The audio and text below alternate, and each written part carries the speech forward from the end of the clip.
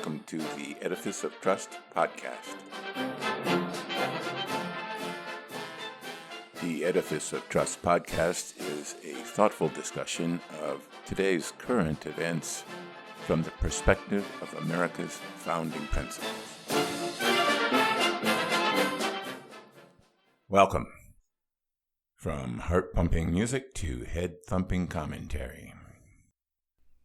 After the tragic mass murders in both El Paso and Dayton, a number of the Democratic presidential candidates, including Bernie Sanders, Elizabeth Warren, Beto O'Rourke, and others, blamed President Trump for his divisional rhetoric and even accused him of being a racist and white supremacist. At the very least, they said, he has been an enabler of white supremacy. I am not so sure. After those attacks, he gave a speech denouncing racism, hate crimes, and white supremacy. But the speech was scripted, and he appeared uncomfortable while giving it, as he always does when he's speaking from a script.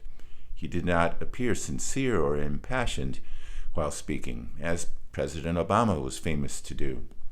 He appears much more honest and forthright in his extemporaneous campaign speeches and in his tweets. These accusations of racism against the president followed soon after the president had lashed out against U.S. Representative Elijah Cummings, that also drew accusations of racism and bigotry.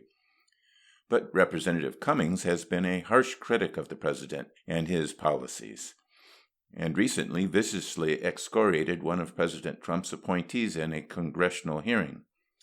Cummings ripped into the acting head of Homeland Security, Kevin McAleenan, over the horrible conditions detained immigrants were forced to suffer at the border detention facilities. President Trump lashed back, accusing Cummings of having done nothing to improve the horrible conditions in his home district of Baltimore, which President Trump described as a, quote, disgusting rat and rodent-infested mess, and where no human being would want to live. But was that a racist attack on Cummings, or just tit for tat for Cummings' attack on McAleenan? Trump does not refrain from counterpunching his critics, as he tweeted in 2012, quote, when someone attacks me, I always attack back, except 100 times more. His attacks on Cummings were 100 times more. But does that make him a racist? I don't think so. He's not a racist. He's a Trumpist. Donald Trump is a narcissist, and he thinks everything in the world should revolve around him. He didn't attack civil rights icon Cummings because he was black. He attacked Cummings because Cummings attacked him. When his friend Kanye West asked him that same week to go to bat for black rapper A$AP Rocky, who had been arrested in Sweden for street fighting, he did not hesitate. That's because Kanye is one of Trump's crew, part of his entourage. President Trump likes to be surrounded by beautiful women and famous people. He is equally happy to play a round of golf with Tiger Woods as Dustin Johnson, or even Hideki Matsuyama for that matter. He likes people that agree with him, people who agree that he is a, quote, very stable genius, unquote. Trump lashes out at anyone who opposes him or doesn't accord him the proper subservience to his stable geniusness. He lashed out against Republicans that opposed his policies and relished their defeats in the primaries. My God, he even lashed out at John McCain. Although after his election, he appointed many highly qualified people, many of them did not share the adoration of the president that Mr. Trump demanded. And so they are gone now. Qualified people like Jim Mattis, H.R. McMaster, and John F. Kelly. He is currently lashing out at Jay Powell, the chairman of the Federal Reserve, who can only be fired for cause and not for being independent. He also lashed out and eventually fired Jeff Sessions for appropriately recusing himself from the Trump-Russia investigation, because Mr. Trump thought the job of Attorney General was to protect the president. So I don't think that President Trump is a racist or a white supremacist, at least in the normal sense of those words. He is a Trumpist and a Trump supremacist. I don't think he cares what race or gender preference you are, as long as you give him the appropriate adoration of his stable genius. But not being a racist or a white supremacist does not mean that he is good for America. Ponder that while you listen to a brief announcement.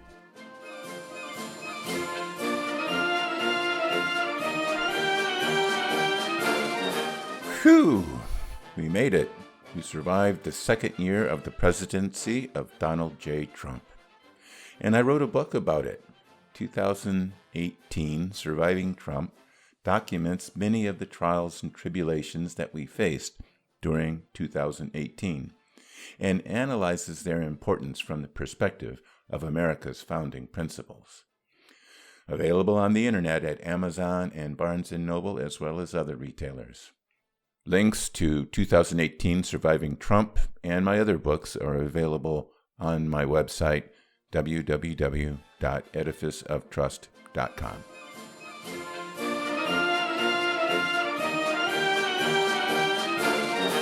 Welcome back. The greater danger, greater even than the presidency of Donald Trump, as hard as that is to believe, is that many progressives are trying to equate the Enlightenment with white supremacy. New York Times columnist Jamel Bouie writes, quote, "We still live in a world shaped by Enlightenment ideas of race and white supremacy. These notions of inherent inferiority still hold purchase in our society, and political liberalism is still too compatible with both." Unquote. The Enlightenment and its classically liberal ideas on the nature of man, government, and economy are the foundation of American principles of government and the free market economy. The Enlightenment, also known as the Age of Reason, was an outgrowth of the Protestant Reformation, where independent Protestant religions arose in opposition to the all-powerful, at least at that time in Western Europe, Catholic Church, which led eventually to new ways of thinking about man and nature. The Enlightenment's use of reason and science replaced the medieval foundation based on faith and tried to think up new ways of looking at the world, beginning with Isaac Newton's Principia Mathematica. Newton and other Enlightenment philosophers, they weren't called scientists until the 19th century, tried to discover truth through observation rather than pure reason or faith. But Bouie turns scientific observation into racism. He writes, quote, "Race as we understand it, a biological taxonomy that turns physical difference into relations of domination, is a product of the Enlightenment." Unquote. It is true that Carl Linnaeus, the Swedish inventor of taxonomy, relied on observation to differentiate between different species. Please reference my Blame It on Linnaeus commentary in my website. It was the only scientific tool he had, and it is true that Linnaeus divided humans into 4 groups: white Europeans, red Americans, brown Asians, and black Africans, which only makes sense if you don't have the tools to discover genetic differences and similarities among peoples. The most controversial observation of Linnaeus at the time of his writing, and for quite some time afterwards, was his claim that humans and monkeys were related, because he observed similarities in the bones of men, monkeys, and primates. Bouie asserts that this was done in order, or as an explanation, to justify the domination and enslavement of black people. I am sure that Linnaeus would have been shocked at this interpretation. All he was trying to do was try and better understand why things were the way they were. Some black advocates believe that everything white people do has the sole purpose of trying to dominate and enslave black people. But we have to remember the times that Linnaeus, Locke, and Newton were living in. The European continent was racked with religious wars between Catholic monarchies and Protestant nations that were not yet democracies but were experimenting with new forms of government. England had just gone through a period of civil war, and the common people were just beginning to emerge from the status of virtual slaves as serfs to the landed aristocracy. In this turmoil, the Enlightenment philosophers were thinking of better ways for humans to live together in a civilized society. Bolles also asserts that John Locke's opinion on slavery is clearly illustrated by his drafting of the Fundamental Constitutions of Carolina, a document outlining the governance of the colonial Carolinas that gave slaveholders absolute power and authority over their slaves. Bolles notes that Locke had changed the wording of an earlier version of the documents to give slaveholders even greater power. But others have noted that a young Locke was drafting a document at the orders of the aristocrats being granted land by the king, and not writing a document to reflect his own private thoughts. I have often directed my lawyers to redraft documents to better reflect what I wanted them to say, and not what the lawyers wanted them to say. I was paying their bills. When 20 years later he wrote the second treatise on government, he wrote extensively about slavery, but always in the context of monarchs usurping the freedoms of the people, or conquerors by a consequence of war. And this new philosophy didn't reflect how businessmen, politicians, and soldiers, most of whom had never heard of John Locke or the Enlightenment, went about their daily business. The Enlightenment, like any political philosophy or ideology, suffers from the flawed implementation by human beings. And slavery and the Enlightenment-based Constitution of the United States coexisted uneasily for far too long. But millions of Americans fought a bloody war to free the slaves and bring the governance of the country more in line with our principles. The Constitution of the United States and the Enlightenment principles on which it is based may not be perfect, but they're pretty darn good. There may be a better system, but I have not yet seen it. Many progressives are pushing theories based on Marxist principles, also developed by white men. But socialist governments have never worked. Socialism is an idealistic system that is doomed to fail because it must be implemented by flawed human beings.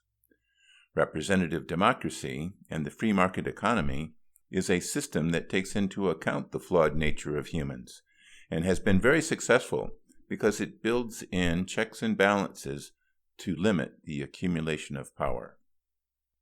If black people, or at least their self-appointed leaders and community organizers, can come up with principles that will lead to a better system for everyone, including white people, more power to them. I am willing to listen and learn. But until I discover principles that offer more opportunity for everyone than the Enlightenment-based principles of the American system, I'm sticking with that. Thanks for listening.